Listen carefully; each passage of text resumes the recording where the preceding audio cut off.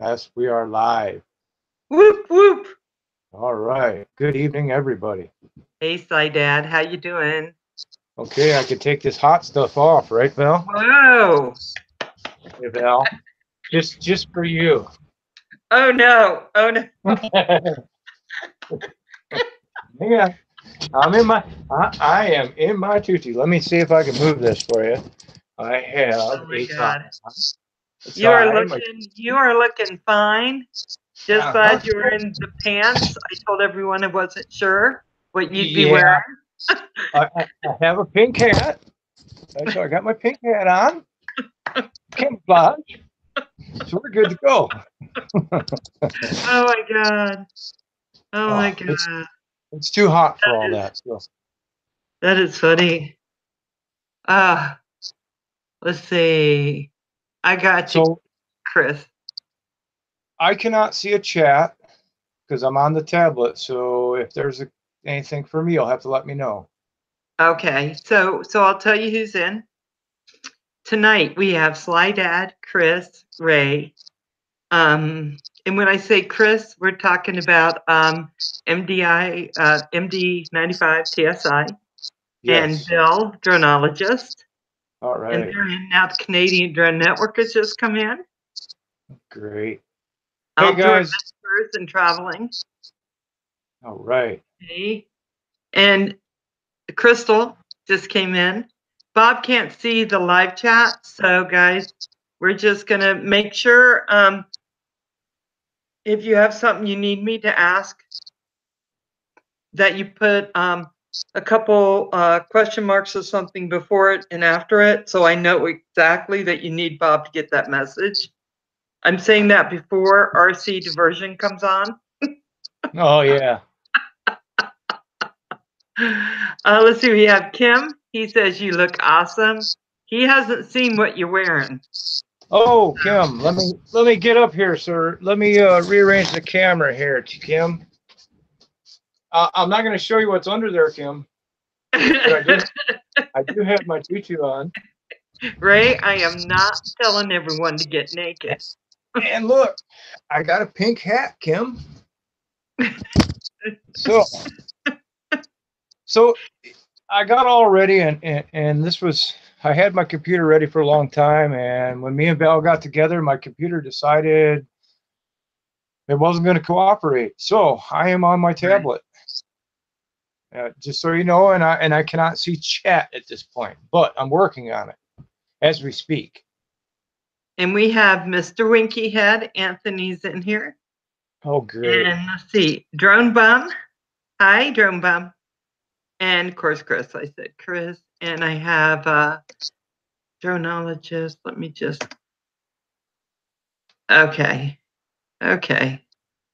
So I'm not sure. Let's see. Let me look. So we have 12 of the family, and that's what we have right now in here. And let's see, Drone Bum. Okay. Okay. So I think we can start. Oh my gosh, Bob, you are so funny. But I did tell Um, everyone I wasn't sure if you'd be wearing clothes. I wasn't gonna, but I thought out of respect I would. Thank you. Thank I would never. The, you. okay, the reason I'm looking up because I have a monitor up on a shelf up there, so I'm trying to get chat up is what I'm trying to do, and I Okay. do believe I got chat up, Oh, good. Good. so that's Day good. one, Greg. Hi, how you doing?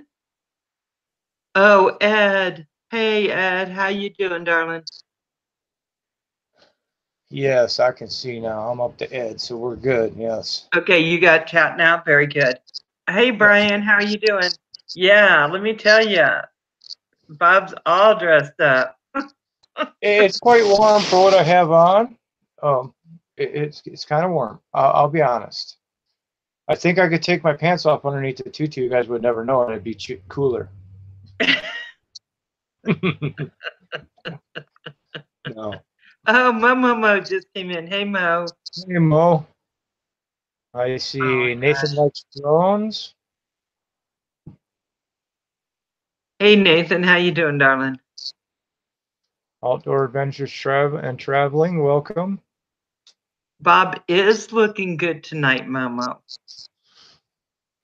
Yes, he's dressed very appropriately from the waist up. We won't talk about waist down. Thomas? No.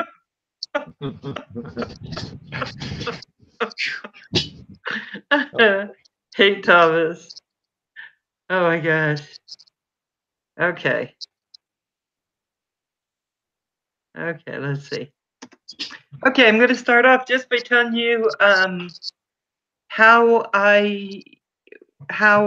when Bob made his first impression on me and why I was really looking forward to this particular interview. The first time I really went to one of Bob's videos, he had a little animal in there, and he was going to dispatch his animal because it had been doing something. It was not well. Something was going on, and he was doing it because he needed to. But I didn't know that, and I told him it made me so sad that he was doing this. And he came back on, and he was so kind to explain to me why this was happening. Why this was part of his job, why it needed to happen. And he didn't just brush me off saying, oh, you must belong to some organization. You know, I don't. No. I believe in the humane treatment of animals. And I believe sometimes humane means that they have to stop. You have to end that. And so anyway, Bob was kind enough to tell me all about that. And that made it very interesting to me because not a lot of people will do that. They won't stop and let you know why they do what they do. But Bob did. And so then he had a fan for life. And so I go on to his videos, and I went on and I looked at a lot of videos today. They were great. I saw some that didn't have as many views on them as I think they should have had, but they were from 6 years ago. Bob has been posting, not crazy posting, but posting vids for the last 6 or so years. So anyway, that channel's been up for 7 years, sir. That channel since 09. Wow. Wow, Bob. So let me ask you the basic questions, and then we'll move on to other stuff. So where were you born, Bob? I was born in the city, Detroit. Really. So, yeah, I was born Highland Park Hospital, which is down near Detroit. For anybody that's in Michigan, they'll know where that's at. I spent a few years down there, and we moved to the northern woods because mom and dad didn't like the city life for the kids. So that's what brought the country out in me. I was going to say, because I would not have guessed Detroit. Of every place, that would not have been my guess. Yeah, we were still down in Detroit area when the riots happened. I was a wee lad then, but yeah, we were down there. And after that happened was the decision, we need to get the heck on out of here. We can't raise our kids in this. So you moved to the country, and how long did you spend there? I spent in northern Michigan till my 10th grade year. And my father worked for Fred Bear Archery, making bows. Bear Archery went on strike. The town took a big hit from it. The strikers were very violent. Fred Bear says, I'm moving to Florida. If you guys want to come, you can come. So not too many guys went, but after he left, there was virtually no jobs for anybody. So we were forced into going somewhere there was a job for dad and mom. Wow. There was just nothing left. I don't know how many people have had to do that, but I think that has happened a lot, especially around Detroit, Michigan area. Yeah, last one out of here, turn the lights off, please. That's just how it is here. Right. So tell me what you were like in high school. Were you really good? No, no, I was not. I, in our day, it was I was in between what we called jock and a burnout. I was halfway in between the two. So, I was into my hot rod cars. So, but being up north, we had 7 hours in a day up here. And when I moved down there, we only had 6 hours a day. So by 12th grade year, I had enough credits to graduate, but school says you have to go. I was working a job. I said, no, you know what? I'll take my GED when my class graduates. So I went on to working because I'd been working for quite a few years already at that point. We needed to, it was to support the family. So, and I think that's something that not everyone understands anymore. Some people do, that sometimes you have to work and help your family out, whether Yeah. you're a kid or whoever you are. Yeah, we worked hard for everything we had. It's nothing was ever given to nobody, not in my family, anyways. So that's what job did you have, Bob? Well, when we lived in Grayling, at the young age, I was 11 and 12. I started shining boots at the guard camp and selling newspapers to the National Guards at Camp Grayling. And I did that till I was 13. When I was 13, I took a after-school weekend job of washing dishes at a restaurant for $1.25 an hour. That's what I made. Wow. Yep. Yep. And I was happy with that $1.25. I was happy with $1.25. It put a few gallons of gas in your car then. Oh yeah, yeah. Back then, gas was cheap. Yeah. I remember when it was 25 cents and we'd scrounge up that $1.50 just to get my old car down the road. Yeah. And I always vowed to myself to move back north. And it was always money that was holding me back. You had to work and you had to have a house. Well, I couldn't buy a second house because I didn't have enough to support the first one. So, and you might get into this later, but when my wife passed, I met my new girlfriend, which is Val. Her name's Valerie, Val as well. And we decided it was time to get out of that house, and we'd just go north. We'd sell off everything. We had two households, hers and mine. We sold off everything and we boogied. Nice. We needed to start new. I needed to get away. So that's how I ended up back up here where my goal was to be. So you are back in Michigan, yes? I've never left Michigan. Okay. Yep. Never left. Well, I've been on vacation, but I've never moved out of Michigan. Yeah, and we will come back to that for sure. So talk to me about having your GED and what you did between maybe that year 18 and that year 30. What did that look like for you? Well, honestly, I smoked a lot of dope. Mm-hmm. I'll be honest. I got in that for a little while, and I still worked. I still maintained. I still paid my bills. 1984, which is 4 years after my graduation, I was in a very bad motorcycle wreck on my motorcycle. I have ridden every year on the road legally since I was 16. So in 84, I got into a bad wreck. I did busted my forearm in a bunch of pieces, had bone grafts out of my hip and steel plates and screws put in there, and 4 years of surgeries and casts to get it back. Threats from the doctor, you'll never use that again. You know why they do that? Because if they say that, you will use it. So, and then it was just job after job. There was nothing I wanted to do that, I was in factories and stuff. I can't do that.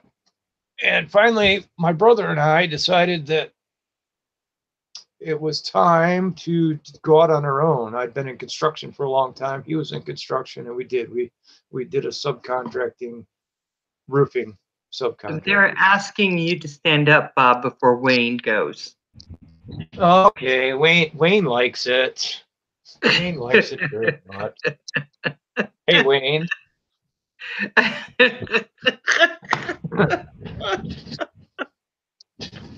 Wayne and I are going to get hooked up one of these days. We are going to meet one of these days. We wanted to meet earlier this year, and that just didn't come to pass. So we will meet one of these days. Wayne and I will meet.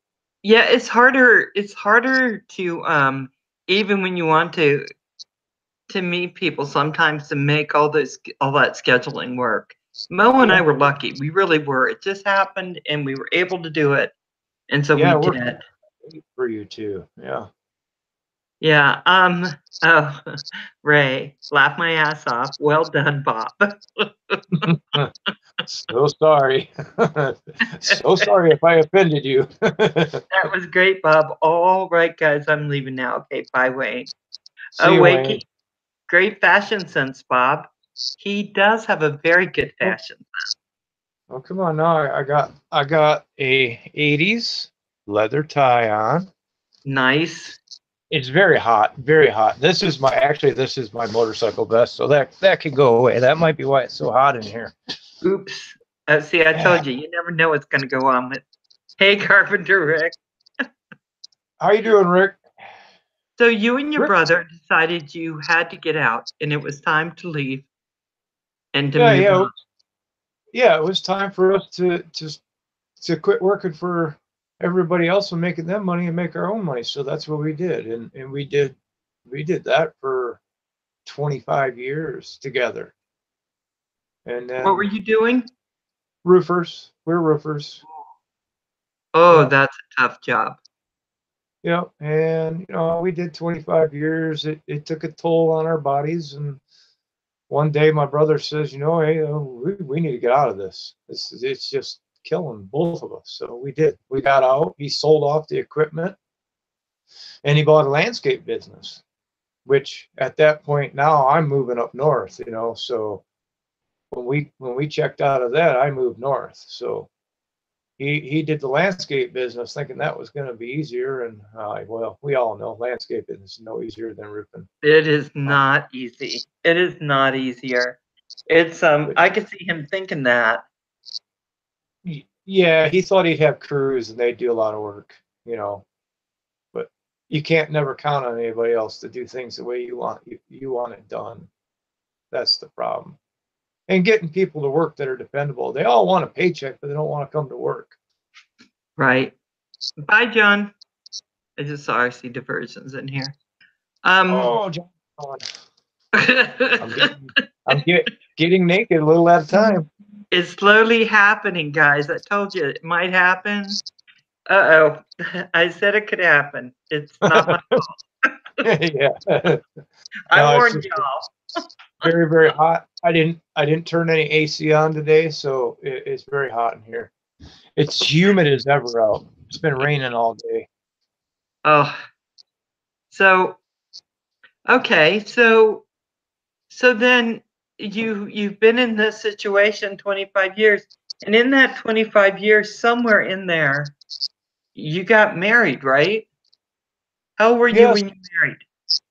That was 1991. So however old I was in 1991, I married my lovely wife. I had been with her 4 or 5 years beforehand, and we decided to get married in 91, August 14th of 91 we married. So, and right shortly after she married, I might as well continue on with the story. Her kidneys failed. Well, we didn't know that's what happened. We took her to the doctors because her ankles were swelled. We had an old school country doctor, and he said them are spider bites. That's why they're swelled. Oh, geez. So letting him treat her for that took time that we could have possibly saved the kidney, but it didn't work. So, and I don't really blame him. I mean, he was an old school country doctor. I mean, we should have went to more professional, but you do what you do and you can't change things. So. Right, and you can't. And I would think that when you're living in a small town, you have the doctor everyone's always had. There's no reason for you not to think you would know. Yeah, yeah. I mean, that's the way it all went, and everybody, was the same. And after that, well, it changed my opinion on them kind of things. Opinions, second opinions, third opinions, if possible. I mean, Right. so we dealt with a lot of years, from '91 to 2008, actually, of her being sick, and Oh, life was tough, but she was a tough girl. She was a very tough girl. I'll give her that much because I probably would have done myself in long before, and she woke up with a smile on her face every day. People don't do that. Normal, average people don't do that. I So, wouldn't. I'd be such a baby about the whole thing. She was. yeah, yeah, and if someone was come over, there'd be a smile on your face no matter how shitty you felt that day. There'd be a smile and you'd be happy and laughing. And I could never do that. I mean, I'm kind of tough, but I ain't that tough. Right. So yeah, we had a lot of good years, and it was things like that bring it closer together. Some people it would drive apart. Some guys would have left. I hate to say that. Some guys would have just bailed and wouldn't have want to deal with the shit, and they would have been gone. Sorry, I cussed, but they wouldn't want to been do it, so they'd have just left. Yeah, I think that I think we hear that all the time, don't we? That guys have left when their wives have gotten really, and women, wives have Yeah, left husbands when they've gotten really sick. That yeah, stick-to-itiveness isn't always there, right? right, right, yeah. And I've got that. I've always had that in my life. I stuck with my family when they needed. I mean, I've stuck with what I've done all the time. I stick with whatever, you know. I'm a hardcore trapper, and it takes a lot to be a trapper. To be out in the weather in the winter, all 3 foot of snow, butt deep snow, and do what you do. You got to be hardcore to do it. So that just comes from what I was taught as a kid. Right, right. And so, she died of cancer. Is that correct? No, no, actually, the kidney failure was going on the whole time. She had a transplant from her sister. She ended up getting pneumonia. They took her off the anti-rejection medicines, lost the kidney, so back on dialysis. Oh, Then we had open heart surgery because she had some bypasses and stuff that they had to do. And then she was a smoker. I smoked too. Um, she ended up getting what's called Berger's disease. Berger's disease is a disease more common to Middle Eastern women that smoke. She's not a mhm. Middle Eastern woman, but she ended up getting this, and what it is a infection in the bone, and it Oh, starts with your fingers and your toes, all your extremities. So one at a time, they were lopping these back, and the pain medicine they gave her was the fentanyl patch. Fentanyl at that point in time had a recall because they had leaking patches. So one morning I'm driving her to dialysis treatment. I drove every day, picked her up, stayed there with her. Most days I stayed. Some days I'd have to go home and go to work, come back and get her, whatever. My bosses were all very good about that stuff too. I'll be honest, they were all great. But so I'm driving her and we're going down the freeway and she's like just baked. I mean, stoned. I'm like, what the heck is going on? So I said something to her and I reached over, I grabbed her shirt, pulled it over. Here, there's a patch on one side and there's a patch on the other side. She had two of them on. Now the two are leaking. oh, jeez. So she's overdosed. Okay. So I take her dialysis. I tell them, and they said, well, some of it will come out in treatment. We probably get it under control. We siphon the blood out and put it all back in and get some out. Well, that didn't work. When I went and got her, she was still the same way. So I took her to the hospital. And they cut her off that totally, and you can't do that with fentanyl. You need to go to a rehab to get off fentanyl. There's drugs you need to take to get off that. The hospital cut her off it. She said words that I'd never heard her say the whole time I knew her, and like screaming them in the hospital. And within 4 days, her heart blew out. Oh, So, and I just left her. I had a weird feeling this day, and I know you guys probably, I don't know, maybe I'm pushing too far with this, but I had a weird feeling the day, and I spent the whole day at the hospital with her. That the day she passed, I hang on. I brushed her hair, you know, all that, washed her face, fed her food, hung out. I went home. Doc called at 8 o'clock at night, says, "Hey, Mr. Harlan, you got to get back down here." So I knew right then what happened. It is what it is. You got to deal with it. I got tears. Me But too. I was prepared for it. We knew it was coming. We didn't know the day. We didn't know the time. But she had written notes in a book for me on what to do, what she wanted me to do, what I could do, which was cool because I look back at it even now and say, wow. But I didn't keep some of the things she wanted. She wanted me to stay in the house. I couldn't stay in that house. Right. Okay. Right. I couldn't do that. Yeah, and it was tough to walk away from that, but I had to. So I did, But it's fine. She's in a way better place, man. She suffered really bad for a long time. And I've got Valerie. Valerie, she's been there for me ever since. I actually met Valerie before I buried my wife. I had known her through a friend, and I said, "Hey, you want to go out to dinner?" I seen her at a gas station. I said, "You want to just go out to dinner? I just need someone to talk to." She said, "Yeah." So, and then we just started doing things, and you know what that leads into. You Yeah. start hanging out, and I'm without her, honestly, I probably wouldn't be here right now. I probably wouldn't, because I was in a bad place. I was in a real bad place.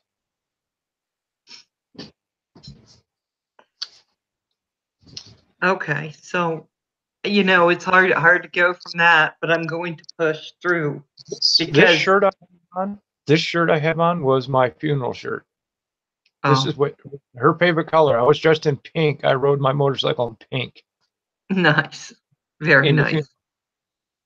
Let So me just say I love pink, and she had very good taste yeah, because pink's is my favorite color. You can tell my fingernails are pink, my toenails are pink.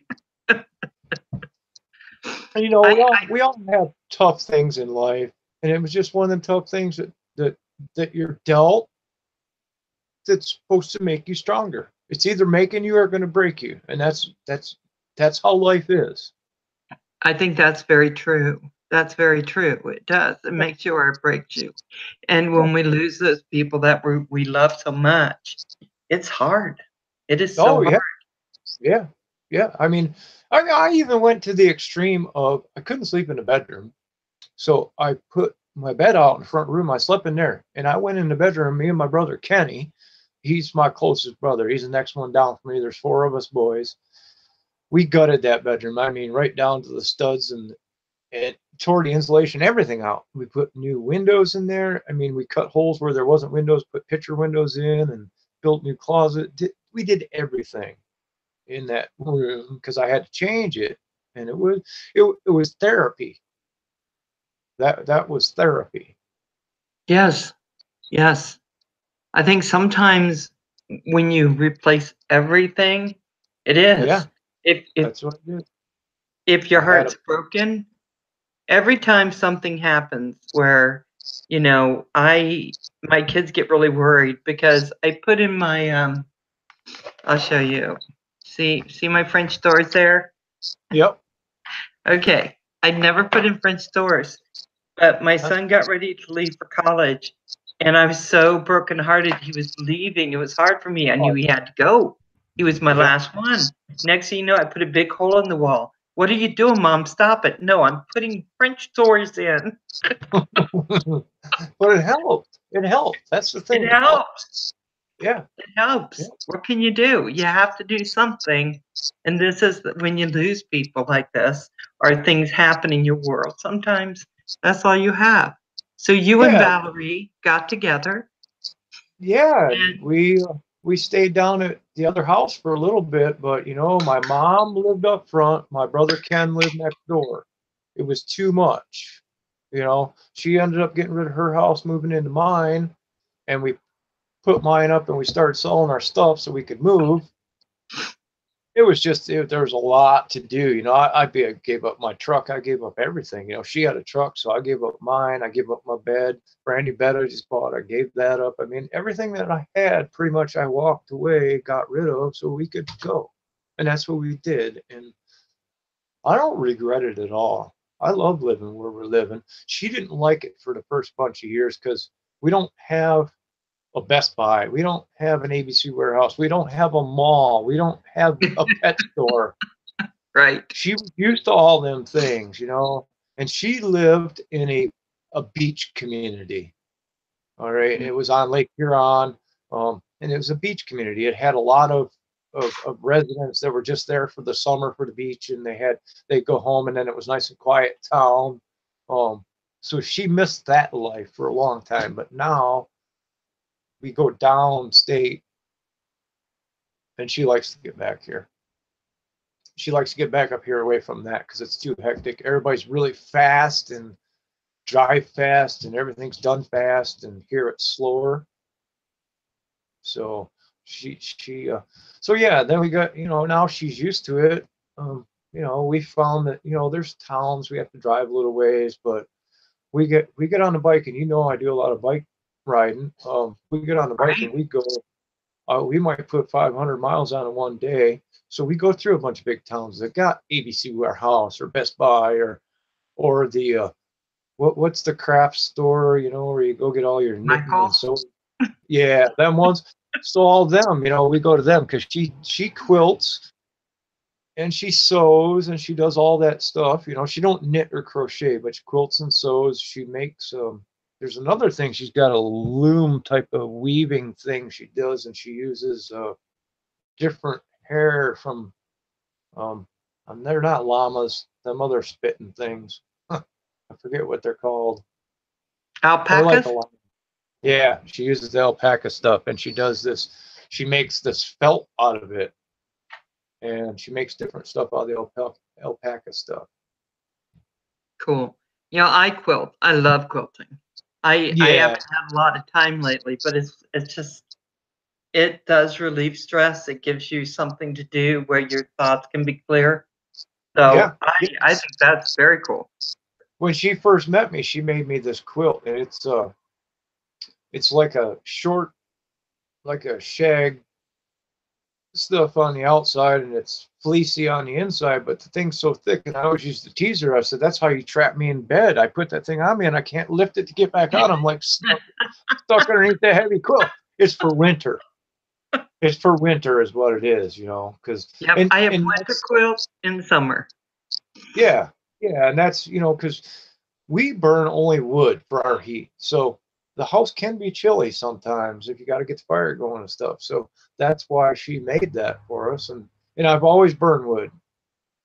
Every house I've been in, I burned wood. I don't know. I guess it's not that I'm cheap because I don't save any money doing it. No, It's hard. It's hard work. It's messy. I mean, I'm not saving anything. I just like it. right. So, but I spent a couple summers where we just heated my whole house, or a couple winters with wood. That's all we did. It's not an easy way to go. Much easier just to turn the thermostat on. yeah, turn it up or down. It's so easy, and I'm the same thing with the air conditioning. You know, I know there's been a few days we've used it. Well, God, I hate turning that dumb thing on. I just hate it. I can hear the electric meter spinning like 9,000 miles an hour as soon as I hit that button to turn it on. I have to keep mine on because I can't stand all this heat, even though it's dry heat. But I just hear in my head, cha-ching, cha-ching, cha-ching, cha-ching. I know. I'm gonna take like a third and fourth job now so I can pay for air conditioning. Right. So So you moved with your with Valerie, and I'm assuming you guys didn't marry. Is that correct? No. Right, we didn't marry. Because it's the same, Yeah, it is what it is, right? I think Right. it's Yeah. There's no difference. no, there's none. I asked her, she said, yeah, and we never did anything about it. That's just how it is. So we're good. You know, I've always I told one of my friends who likes marriage and all, that it's really great. If you want to do that, but anymore, why do that? The only thing I ever found a reason to is you need to have contracts that say if something happens, you can help that person, you can find out what's going on. As long as that's covered, I think everything's the same. Right. Yeah. There's no real difference in between married and not married. I mean, you get a piece of paper, and then if you get that piece of paper, you add on a bunch of piece of papers because someone don't want to get rid of their stuff, and the other one don't want to give away their stuff if something happens. So you end up with a whole bunch of paperwork just because you're married. Right. That's true. And, you know, at some point, I think even if Michigan or any state don't follow by it, it becomes common law marriage at some point. Usually after 7 years or something like that. Yeah. Yeah. Yeah, I think people are really clear when you live together a long amount of time that it is the intent that you are married, that that's the decision that you've made. Yeah. I think Yeah. I think everyone, yeah. So Bob, so you moved up there, you left everything, you have a wife for all intents and purposes who doesn't like where you've been, who liked living more of a beach life, that kind of life.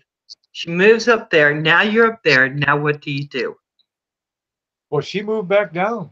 She moved out. She moved back down there, and then I had then she decided she wanted to come back. I had to go back and get her after I moved her out. Moved her back in. Well, she had to find out. You know, she had to find out. She had to find out. We bought a house together. We either way, if nothing else, we're roommates. If nothing, at the very minimal, you know, we bought a house together. So then, you know, she come back, and then she figured out finally, you know, she likes it here. So, you know, she's not much. She don't like to drive at dark, you know, and all that stuff. So I go out when we go out, I do the driving or whatever. And if we go downstate, I usually drive.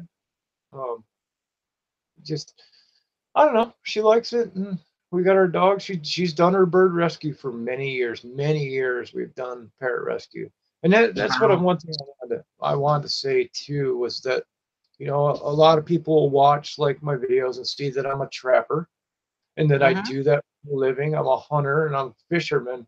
But first and foremost, most of all, I'm an animal lover. I will not just kill an animal to kill a animal. In any animal I take in my trapping or in my hunting, I give thanks for that animal. And I also try to use every part and piece that I can from that animal. It's not a waste. And it's only animals that need a control, because we all know Mama Nature's way of control is very mean and cruel. She'll give coyotes mange, and she'll give them distemper, and just coons, they get rabies and distemper. And so yeah, I just wanted to clear that one up there, that you all see videos where I'm a trapper, and I don't show too many of my dispatches, but I do have a skunk dispatch that has like 5,000 views. I did see that one. I mean, the most stupid thing of all, and I got way more awesome videos than that, people, but that one's got more views than anything. You know, it's just silly. You So know, what kind of comments did you get on that one? I went all the way back and looked at the very old videos, and I saw the skunk video, but I didn't comment. But I saw him. I think you ended up using a baseball bat. You told us yeah. that's what you were going to use, or that's what you used. Oh, hi, Fly Bar. Haven't seen you in a long time. So, oh, hold on. So I'm gonna wave. Hi, Fly Bar. But so why did you go ahead and dispatch the skunk? Because that guy could have really sprayed you, but good.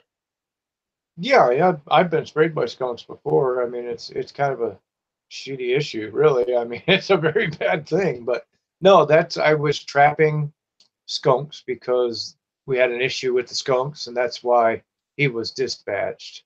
Um, in our in Michigan, relocation on animals, you have to do it on private property. Has to be within so far of where you caught it at. You have to have written permission. Um, so Wow. most of the time when we do that kind of work, it's a dispatch thing. It's not. It's not that I. And don't get me wrong. I have broken the law sometimes and released animals, but we won't talk about that part. But No, we won't talk about that because I you think know, sometimes you have to do what you feel is the right thing to do for. right. If there's too many in one area, then you got to do it. And right now, I mean, I've been working over at one of the neighbors' farms, and she's got chickens. Okay, and we got raccoons just tearing up her chickens. Well, I relocated the first few coons, and that's just not working. They're just coming back. So at this point, I'm down to they have to. I'm gonna have to dispatch because they're now. It's a habit for them to go there. She's gotten 0 eggs now because of this. And really, in all reality, it's sad because it's her fault. She lets her chickens loose every day to run around the yard. And I told her, don't let your chickens loose and these things won't be here. But now she's created the issue. Right. Right. And that's the sad thing because we live in their world. We invaded their world. Your house invaded their world. My house invaded their world. So when they get into my house, it's their world. I know I'm a crazy animal lover, not just to You kill know it. what? I But think the same thing. I think, we go out and we get angry. These animals come down. I know our foothills here, we end up with cougars every once in a while coming in town. We end up yep, with coyote and the deer and everything coming down into town because we are building up into their world. And yeah, they need the space. But it's also true that they overpopulate at times when there's not a balance, and then we get all kinds of crazy stuff going yeah, on. yeah. That's what happens, And you get people that live here. All right, they don't realize that the bear is coming in your yard because he wants your bird feeders. It's easier for him to get the bird feeders. So if you don't want the bear in your yard, it's easier for you to take down your bird feeder and he won't come back. Right. But they don't think like that. They want to see their beautiful birds, which, okay, I like birds too, but you can do other things to get birds in there. You can hang your bird feeders up higher to where the bear can't get to them. That'll discourage them as well. Right. And then the bear, once the bear becomes around people, starts coming around people, he gets too friendly with people, and that creates an issue. He's not afraid of the kids at the bus stop anymore, or that barking dog or whatever. And then they have to be dealt with by the Department of Natural Resources because I can't deal with that even in my line of work. I can't deal with bear. Right. My main thing that we deal with at work is bats, chipmunks, and squirrels. In the springtime, it's skunks because when they start coming out of hibernation, we have issues with them. Very rarely do I get like a coyote call or a raccoon call. It's mainly the bats and squirrels. I got to tell you, Bob. I don't like bats. My exposure to bats is very limited. I went to a cabin. I was dressed in some clothes that kept falling off my hips. That's all I'm going to say. And I had a bat come right in front of me, kind of flap around, and I started running up and tripping over my clothes, trying to get away from that darn thing. Val, did your pants fall down? I'm just telling you, it wasn't a pretty sight. It was years ago, but I was so scared of this bat. I couldn't hold it up and run with my hands going, ah. Right. Well, the best thing to do with a bat is to grab, if you get a bat in your house, and I'll tell you this because there's a lot of people out there. If you get a bat in your house and you want to get rid of it, but you don't want to. You really don't want to kill it. It's actually nowadays it's illegal to kill a bat Oh, I didn't know that. because of the white nose disease that's going on. It's going to kill a bunch of bats. But take a beach towel, hold it up in your arms like this, hold your arms wide, and when the bat comes, when it swoops down, because it's going to swoop, take the beach towel and spin it around like that. You'll get the bat. His little claws on his wing will get caught in the towel, and then you can just take the towel outside, or you can leave it out there, or shake it off, and he'll go away. You know, that's the easy way to do it. Yeah, I got to tell you, bats are a scary deal. So we are now probably up to about, I guess, the time you started your YouTube. And when I looked at your vids from 6 years ago, a lot of them were you being on trails. And were you on your motorcycle? And there was one with like a vehicle, which I saw in the front, which is yellow.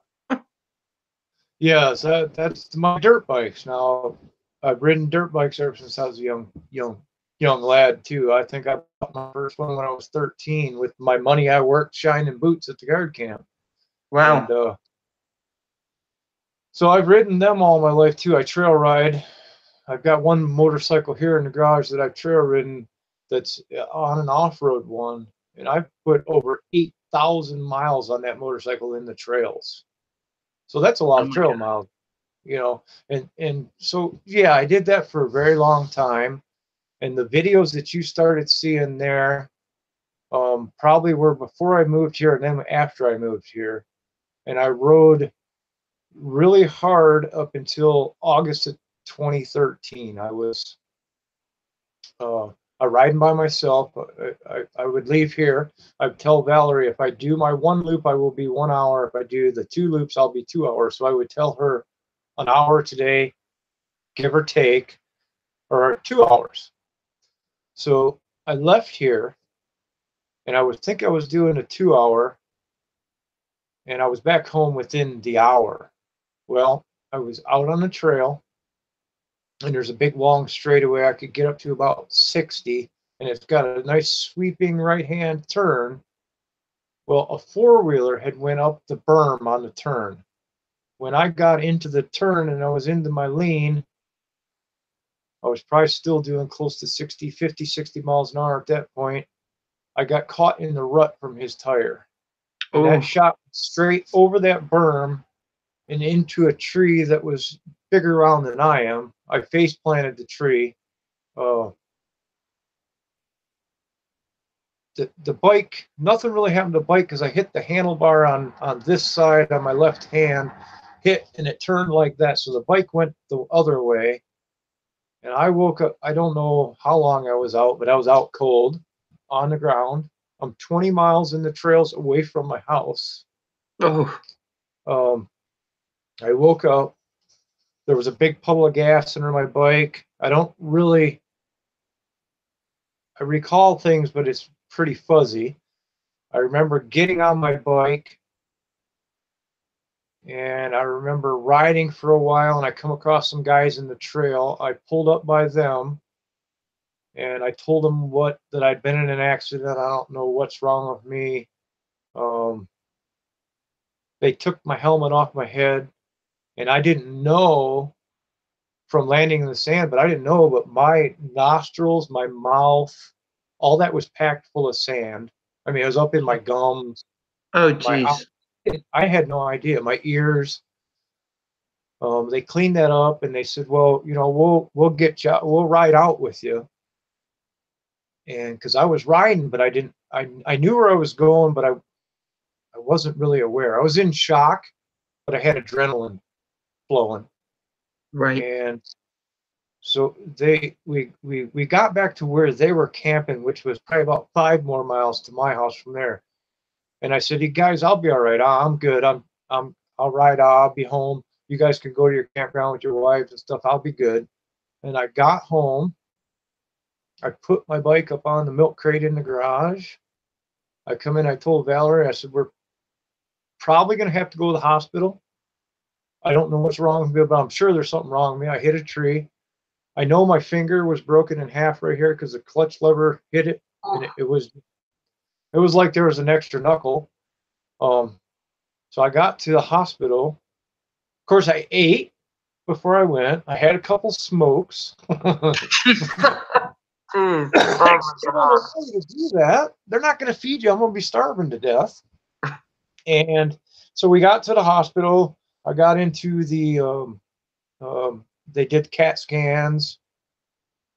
Well, we had a little issue in the waiting room, and I almost had to beat up the nurse because they made me sit in the waiting room, and I was trying to hold my head up because I couldn't hold my head up. And I couldn't figure out what was going on. Well, I didn't know my neck was broken in two places. I had no clue. So when they got me in for the CAT scan and did the x-rays, they found my neck was broken. My back was messed up in two spots. My clavicle was broken and my finger was broken. And then I had a bunch of other bruises and abrasions and all kinds of stuff because I did hit the tree very hard.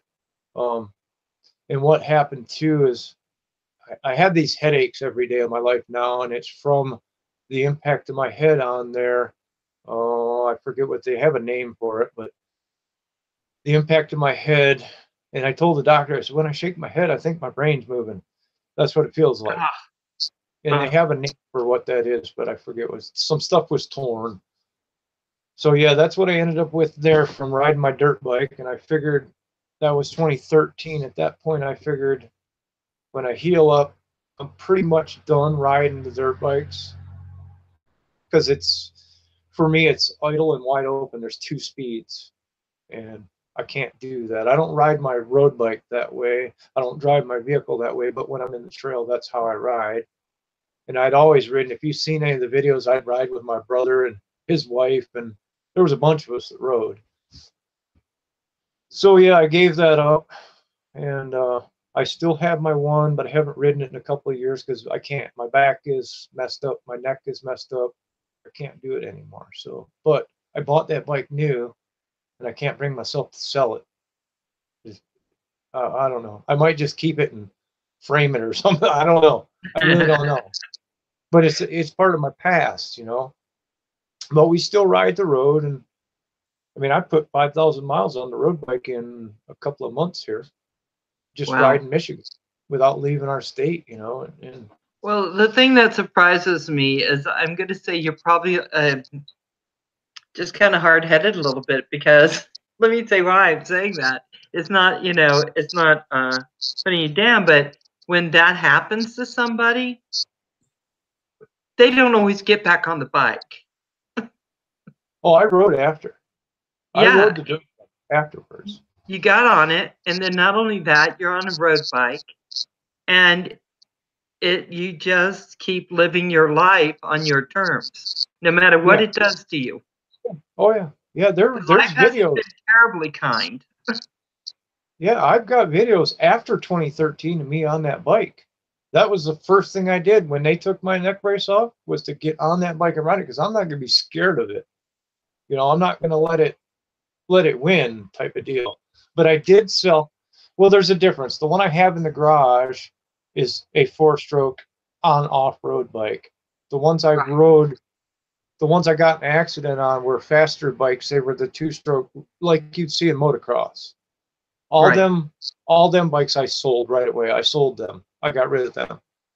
So, and I went back onto my slower. It's not really slower, but I went back onto my other one. But I can't do it because I realized that it hurts, and I pay for days after I do it, just for that hour of fun, thrill, adrenaline rush. I pay for days after the fact. So, and even on the road bike, when me and Val go out on the road bike, I still have a hard time with my head and neck trying to, well, because your helmet is above and the wind's grabbing it, it's pushing it back, so there's pressure on your head, and that creates issues. But I can't give that up. I love it. That's what I do.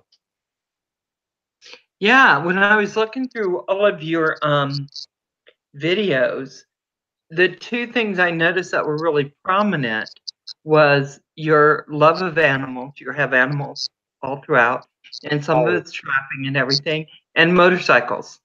Yeah. And trails and stuff. That just, Yeah. in the beginning, that's really all there was. Yeah. Oh yeah. Yeah.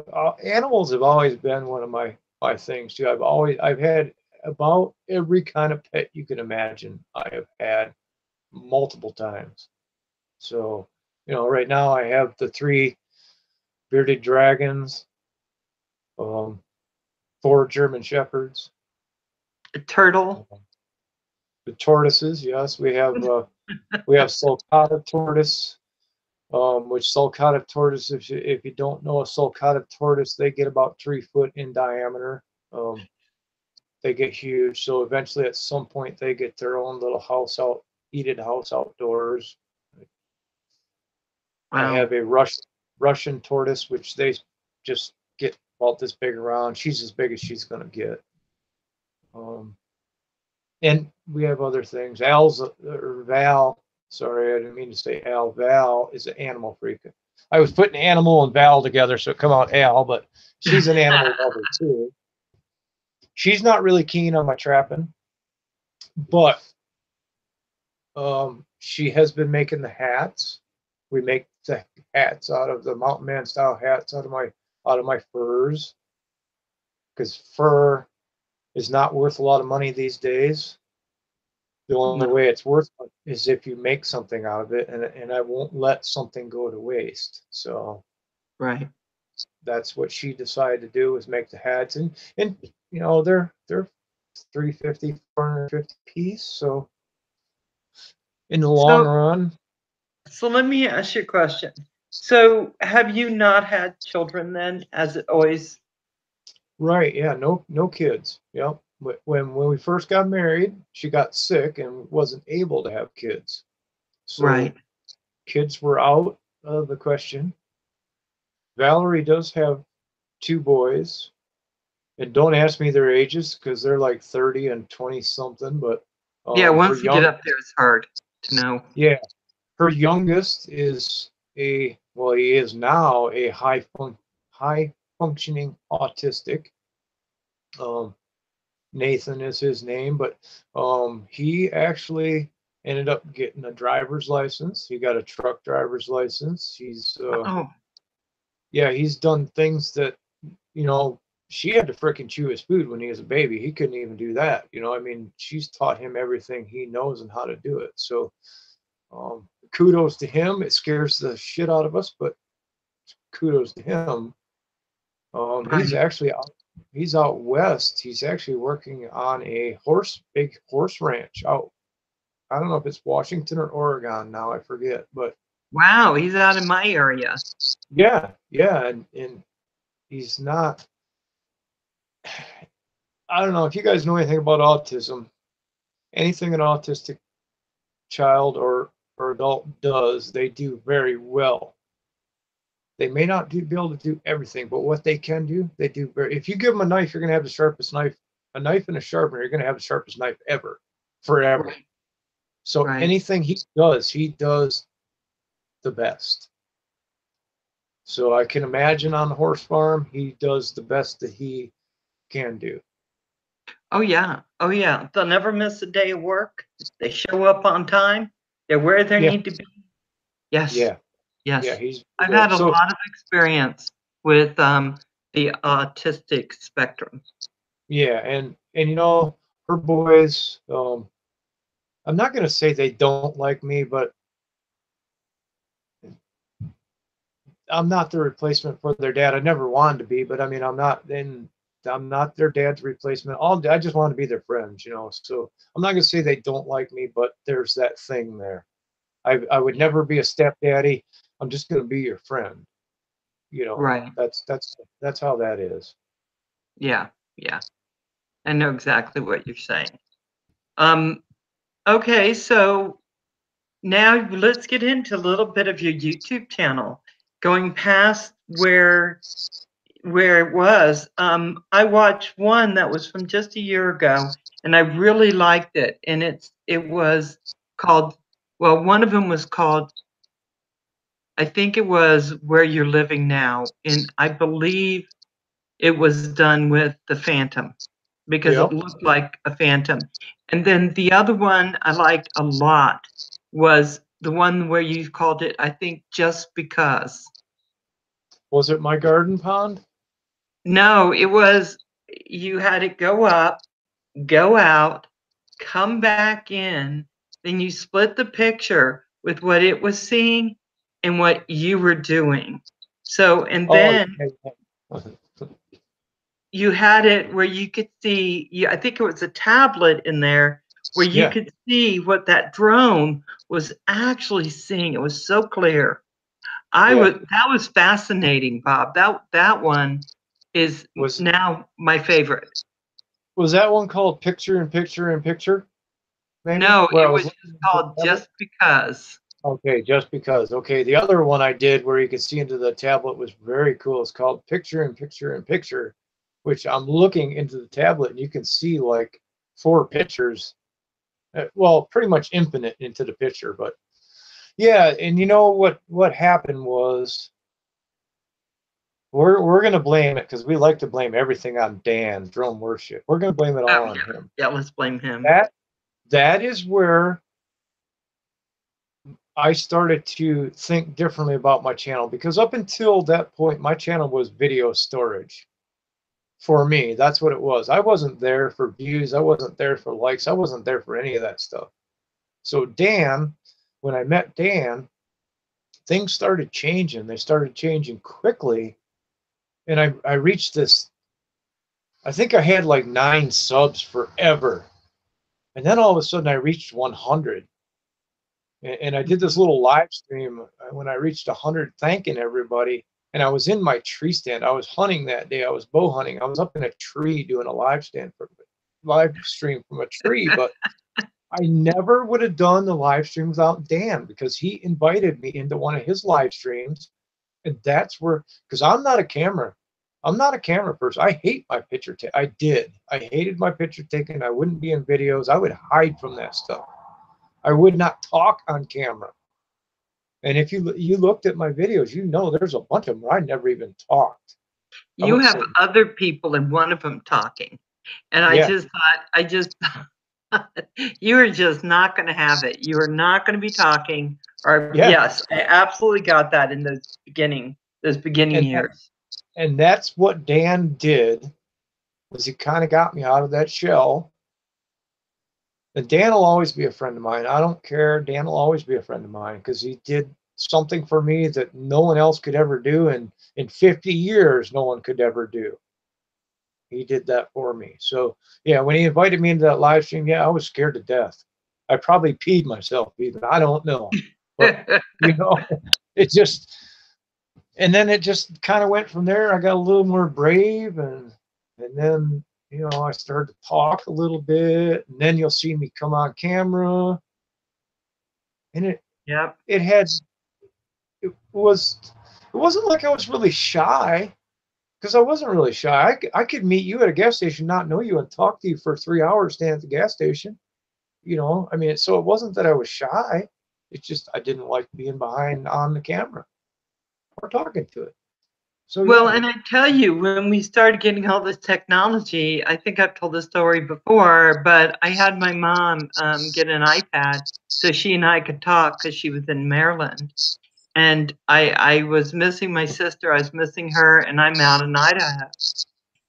And she she finally got it, but said she wouldn't go on and talk to me because she wasn't a picture person. She didn't yeah, like it. I had to threaten not to ever talk to her again to get yeah. her to do that. Yeah, before Dan, when I first moved here, um, I was still going downstate for work. So me and Val used Skype. I was gone. I was gone all week. I would stay at my younger brother's house down there, and she was up here. So her and I would use Skype, and that was all right because it was just Valerie and it was me. There Right. wasn't seeing it. So I was good with that. But other than that, no way. You were catching me on no camera. There's just no way. And nowadays, it don't bother me at all nowadays. I mean, I have my moments, but it don't bother me to be on camera or talk on camera. If you don't like what I look like or you don't like how I talk, I got special wave for you, and it involves a couple of fingers, which I won't use here. You know, I don't even care anymore. At some point in your life, you have to say it don't even matter anymore. What anybody Right. thinks, you know, it don't matter. And Yeah, then and yeah, I go think ahead. you've done really, really well, Bob. The other one, the other video I really liked was a recent one. You do a lot of good ones, but a recent one when you climbed up on the what's it called, the ridge of the house, Yeah, and you had been sitting on a hive of bees, basically. yeah. On that live that one day, wasn't it? It was a live Yep, stream that yep. day. Yeah, that's right. Yeah, and you know when I'm up there, a lot of times on the live, you know, you're on your phone or whatever. I can't see comments, and the sun's so bright you can't even see your phone, anyways. You know, so, but yeah, I think you were trying to tell me I'm sitting on bees or something. I couldn't tell, Yeah, I was but saying, be careful. And you go, I'm not afraid of bees. I yeah, don't care about bees. And I'm like, oh, I do not like bees. They're they're in my if they're in my garden, it's fine. I just don't yeah. want them on me. No, that's part of my line of work is animal and bug control. So bees are. I've taken out hives of bald-faced hornets. I mean, you name it. I've taken out Oh, hives, and oh, luckily, in 3 years with this company, I've never ever been stung, and I don't wear a bee suit. We don't wear any equipment for it at all. I go up the ladder, and if we got a bald-faced hornet, you know, I'll go up the ladder and take a 55-gallon garbage bag. I go right over top of the hive and pull it right down, tie oh. it in a, you know, that's just how I do it. I can spray it with chemical, but it depends where the hive is at. If you want to get chemical on you, or I don't even like breathing that chemical. They say it's safe, but I don't know that. You know, so Oh. usually it's however we got to do it, and we do get paid to remove hives out of like in your wall, in your overhang of your house. I mean, you know, we don't just exterminate them. If we find honeybees, we have beekeepers that'll come out and grab the hives and the bees and take them. Nice. So I don't have to kill. We won't kill honeybees. The other ones, Right. yes, but honeybees, no. So let me ask you a quick question. There was a while out here where our bees were just dying off for no reason. The hives were dying. What Yeah, was causing that? I'm not quite sure. I think it was a dry spell, and it happened because when they can't do the normal things they do, I think that's a lot of what it was. Either if you get dry or you get too wet. I'm not really knowledgeable on the bees. I mean, I do have some, but not really. But I know we had dry spells that were very bad for them. That may have been what it was, because I tell you, my friend gave me a whole thing from her bees honey, Hmm. and I was keeping it because being diabetic, I'm not really supposed to eat honey. But I went up and it was all gone. My kids had been going in there and just spooning it. Yeah. Oh yeah. I Yep. was so mad. I was waiting because I still felt at some point I'll be able to eat that honey. It was Yeah. See, gone because it's good. I don't eat honey at all, but I do use Manuka honey. I use that. It's definitely will heal up a wound very fast. It's got antibiotic qualities, also numbing qualities. I use that a lot. It's very expensive honey from New Zealand. The bees pollinate the tea tree flower. Um, Oh, it's very good for medical reasons. If you get time, look up Manuka honey. I'm not a witch doctor, but what happened was I was at the vet with a bird, one of my birds one day, okay? And I'm holding the bird. The the nurse has a thermometer in his behind. And this is a cockatoo, so it's they got a good sized bite to them. The nurse is doing the temperature, and the vet is squirting some antibiotics in the bird's mouth. They decide their job's done, so they let go. The bird reaches over and takes a chunk out of the corner of my thumb. So oh, now gee. the vet says, "Well, Bob, I can help you out. You just can't tell anybody I did this because he ain't supposed to work on people, right?" So he breaks out this Manuka honey and he puts it in the wound. Then he tapes me all up. He says, "Take that bandage off tomorrow and redo it the same way." Within 2 days, that wound that was down to the bone in my thumb was sealed up and healed. No infection, and the numbing. Wow. It never hurt after he put the Manuka on there. So yeah, I hate to keep changing the subject, but that's a good thing. If you guys look up Manuka honey, it's very good for digestive disorders, all kinds of stuff. I'm going to tell you, I think I saw it in Costco because it was a special thing and it was extremely expensive. Yes, it is. It's And very I expensive. looked and I thought, what would make that so much better than anything else? So now I know. Yeah, the medical qualities of it. It's not something you'd like spread on a piece of toast or something, you know. It's something you use for, I mean, you can, but not at that unless you're got more money and you know what to do with, you know. I mean, Right. That's exactly. Well, at least I know because you I can, think that's a good thing. I think in like $40 for a little jar of it, or 27 to 40 depending on the percentage of manuka in it, and you'd be amazed at what it does for wounds and blisters and all kinds of stuff. Okay, so let me so you meet drone worship. How did you meet drone worship? Was it just you're watching his YouTube? Yeah, well, I made a mistake, you know, and hopped over there and talked to him, and then I bought a stupid Hubson. No, I love my Hubson. It was my first flying bird, and it's fine. It's fine. It's just Hubson has some issues, and I always joke around with it. You know, I joke around about the Hubson thing. I still have my Hubson, but yeah, that's what brought me to Dan and just his videos on the birds, and I wanted to fly, and he was like the one that kept coming up when you typed in anything to do with it, you know. Dan come up on, he was in everything. So finally, eventually I'll start looking at his stuff, and then of course, if I'm looking at your stuff, I gotta talk to you. And that's how it was with Dan. I had talked to him. So we did, and we still talk. I mean, we were in Discord last night till I don't know what time. Me, Stephen Merritt, um, Dan, Mike Brooks. Hmm? We were all just shooting the breeze, talking about whatever come to mind. Well, so when did you know for sure that you had, I don't want to say addiction, but maybe I will, for drones? Oh, I knew when I bought the first one. Did you that Uh, fast?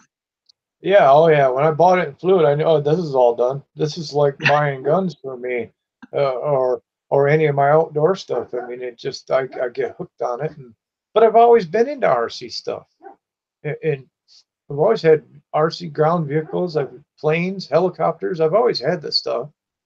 It just when I got to the drones, it just blossomed. It blossomed big time. I gotta say, your flights, I know that when I first saw your flights, they were with like the Phantom. I think that's when you really started Yep. getting into it. But then you went to the little whoop drones where you just pop them in the air and go around with those. So what is your favorite drone of all time that you have or that you've had? Um, my favorite one is the one I won from Dan, drone pool, or yeah, drone pool. Um, the Force One Ghost. I love Oh, flying it. I love flying that thing. It's manual. You have to actually fly it, and it still has a camera. Of course, you're not getting great footage, but you're getting footage. But if I'm flying for footage, it's going to be the Phantom. But right. just I like flying for fun more than anything, and the Force One Ghost is like the ultimate just flying around for I me. got to tell you, there are other people's channels, I won't mention names, that are very much into the ghost right now. Yeah, And yeah, Kim knows who I'm talking about, I'm sure. Kimmy Poo. Jimmy Poo. And I tell you, for the longest time with drone pool, I was trying to win a ghost. I wanted that ghost drone. But you know what? I think I'm better off with something that knows what it's doing more than I know what it's doing. I think I can fly that. But that Ghost is a sweet, sweet drone, I think. It is, and it comes with that little, GoPro kind of knockoff camera. Mm-hmm. You know, what I would recommend if you think you really would like to have a go, it's going to bring a smile to your face flying it. I can guarantee it's going to bring a smile to your face because it does it to me every time I fly it, and I know it does it to Kim. But what I would say would be for you to get one of them little, like the JJRC H36. You fly it in the house. It's manual. You fly that in the house and just play around with it. Get used to the manual controls, and then go to that Ghost. If you feel comfortable with that little guy in the house, then go to that Ghost, because the Ghost is going to disappoint. You're going to get disappointed with the Ghost if you can't fly manual. And Okay. Yeah. I'd hate to see anybody get disappointed with things because they can't do it, But you could spend $14 on that little whoop guy and fly that around forever in the house. Get like 3 batteries, and you fly it forever. It don't hurt anything. You can crash into the wall, the dog, the kids, whatever you want. It's not going to hurt it. I think that's what I'm going to have to do, because I think that at some point I want to move up a little. Now, there are some machines I would really love to have if I had copious amounts of money, but I don't. But I know. But that Ghost is not a bad price at all. Yeah, it's easy to swallow. I mean, and that's like the Phantom 3. For your 300 or 400 bucks you're spending on a Phantom 3, that is the best bird you can buy with a camera, in my opinion. It's got great video quality, and for the price, you can't beat it. Why buy a Phantom 4 when I can get a 3 and do almost the same thing? That's where I'm at with that. It's the Phantom 3. I like my Solo. I've got a lot of them. I mean, I like them all, but there's the favorites. Yeah. And you've seen me flying that little Rodeo 150 that I got. Mm-hmm. That's a good little thing too. It's not good for old man eyes, where you can't see right no more because it gets out of your vision in a real hurry. But and I can't put goggles on. I can't fly with the goggles yet. Chris sent me a pair of goggles, and I have a really hard time with them. I'll get it eventually, but all my little acro flying, even my race squad, is line of sight because I can't do the goggles. I've gone to, because we've had some comments on my glasses, I'll just say, but these are reading glasses. It's just so I can see you, so I can see this. Yeah. When I go outside and mine are right here. Yeah, and put a drone up in the air, even my Breeze, I just shot it up and had it go up as high as it was going to go and brought it back down. At some point, I couldn't see it. Right. Yeah, it got out of view. Yeah. Yeah, and that's one thing that worries me, because my eyesight isn't getting better. It's, but reading anything like that, I have to wear glasses. Yeah, if I want to read like chat or whatever, which I don't have up anymore because it was messing with my internet speed, but if I want to read that, yeah, I'm gonna need my glasses. And let me just explain. These are like $1, and I have a ton of them. I have I go to the dollar store and I pick up tons of my glasses. That way, if I lose them, it's not a big deal. Yep, that's right. You can have some. Have them in the car, have them in your purse, have them in the house, have them at the computer, have them in the kitchen, wherever you want, bathroom, whatever you need them. Just put them wherever. I have them all over the place. So I want to open it up a little, so if people have questions. I still have more, because I know that you're doing your channel differently than you were. And I'll just go ahead and ask it. So, but you've kept kind of a control over who you subscribe to and how you run your channel. Do you want to explain a little bit about that? No. I don't know how to explain it. Honestly, I don't know how to explain it. I really don't. I don't know what to say on that one, Bill, honestly. So, I'm Bob, trying to. what makes you want to subscribe to somebody? I'll subscribe because I like what they're doing, or I like that person in general. I've got some that I sub to that. Oh, come on now! You guys didn't put out any content. You know, it kind of ticks me off. I'd like to see content from them. I won't sub to a gamer because all I'm going to watch is games on their content. So, but it has to be interest to me, or you have to be, if it's not in something I'm interested or into, then you and I need to be friends, you know, and then I watch your content. I guess that's how it works for me. Right. Right. I think that's kind of what it's like with me too. I like to know the person. This is Yeah. one reason why I'm doing the interviews. I mean, I like to get to know people on a different level, and I think we all like that. Yeah. So, Yep. and Well, some people come on because they like me. I got a question for you. Okay. Are you doing this for school purposes at all? No. Okay. Well, I just wondered if it helps you in school because you do the interviews at all or anything.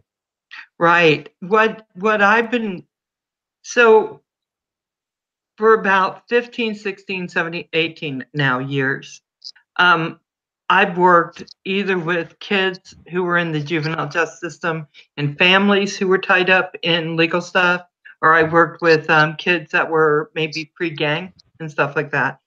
And one thing I've done is I interview them before I would read anything in their files, because I figure I don't want to hear what other people think. I want to know what I'm thinking about them. And Right. and that way, sometimes, Bob, I've learned that people have all this smoke and mirrors, all this trauma and drama and things. It's hard to see them. It's hard to see past all that.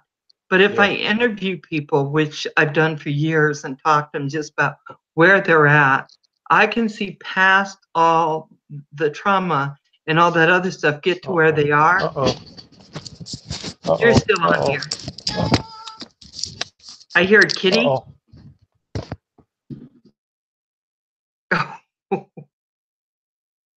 So I think Bob will be back.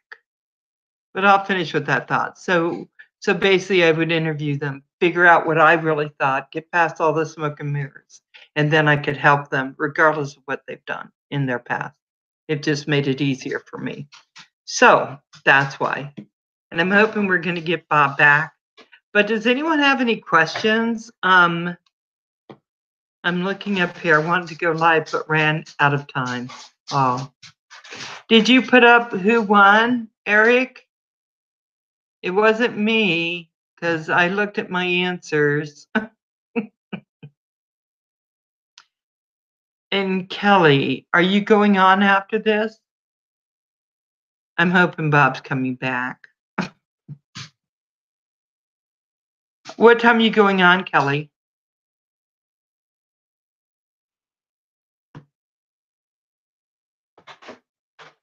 Clark, maybe.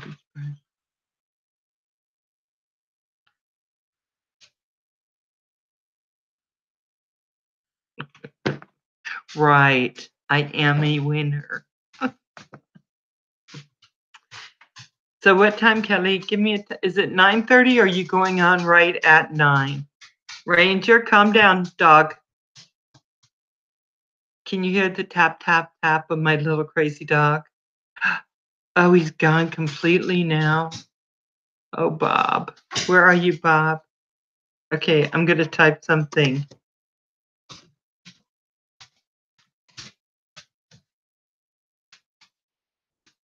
Oh, March, you were so close. If he has, I'm going to crack up till I can't stop laughing. Hey, oh, you and I need to talk about you coming on. Okay, 9:30, Kelly, that's going to be absolutely great. That's going to be absolutely great. So everybody has time to go grab something to eat, maybe. Okay, let's see. Yeah, so close. You are merch. I'm very happy for you. And I think most everyone comes in here. And Jacqueline, I heard, has got herself a small drone so she can start. She is going to be so happy. So she's going to be part of the family. Not that she wasn't already, because I love Jacqueline. She has such sweet videos. I just love them. I'm looking, is there anything else I got to do? Yeah, let's see. Should I get a price for not winning? I got to tell you, Ray, you should always get something for not winning, because you don't win a lot. Only me. Only me. I'm the only one here. Hey, Jacqueline. Yeah, I'm so happy for you. I'm 4th place? Are you kidding me? Kim, did you just make that up? Did I miss something? Because there's no way I was 4th place.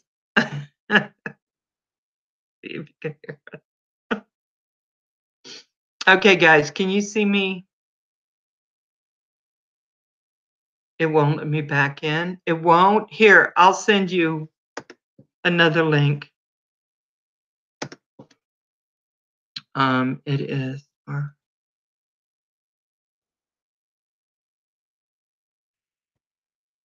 Hold on. I'm going to do it like this or like this. I'm going to copy it. I'm going to go down here. Okay, hold on, Bob. Reply. No, that's sending it to me. What the heck? What the heck? Okay. We're going to go here. Then I'm going to hit reply. Oh, for goodness sake, Bob, this thing is being squirrely as heck. Discard. Delete draft, discard. Okay, here we go. Reply. Paste. Send.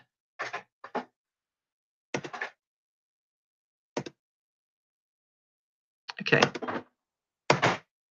Close. Okay, Bob, I sent you another link. Get my face. Let's see.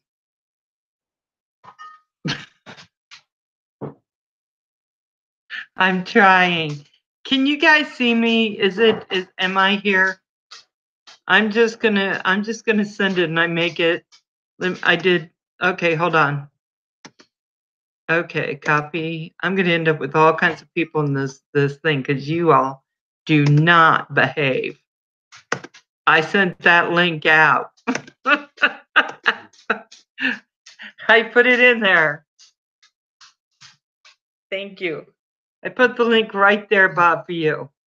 And if I get other people on here, well, that's how that works, right?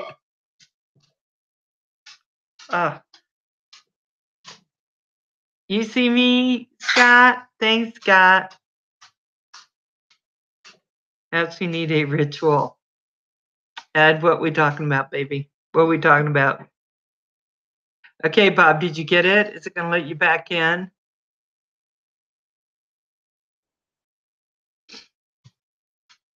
Because I think you just hit that link right there I placed under Val's life. Edward? Edward? Who is Edward? Who is Edward? Under Val's life. Hello, Edward. Hi, Val. You know who I am. Look, Do I? drone pull here. Oh, you got a drone pull shirt. Oh my gosh. You know who I am. Look, Very cool. Very cool. And Ed is gone. That was Love My Drones, wasn't it? Oh my God, you are so funny, Ed. You are so funny. Oh.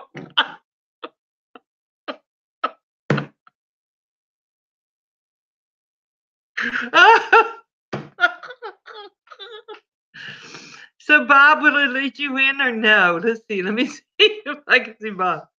It will not let me join still. I don't know why it won't, Bob. Cause oh, I'm so sorry. I'm so sorry. We have about 25 more minutes, and I really want to get you on. I'm trying to think how to do it, and I wish I knew how. I'm not allowed to join call. I don't know why you aren't. Let me try again. Copy. I'm going to paste it again. Paste. And I make it Ed again. Ed, you're so funny. You're so funny, Ed. I just adore you. Very good. Bob is getting naked. Well, so let me see. I have to restart my browser. I could, but it'll knock me out. So guys, you want me to go out and come back in to another live stream? It takes me time, but I could try to do that and restart.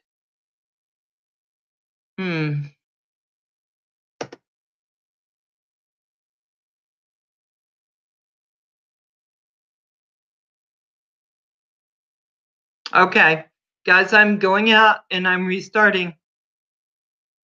See you. Oh, where did it go? See you in a minute.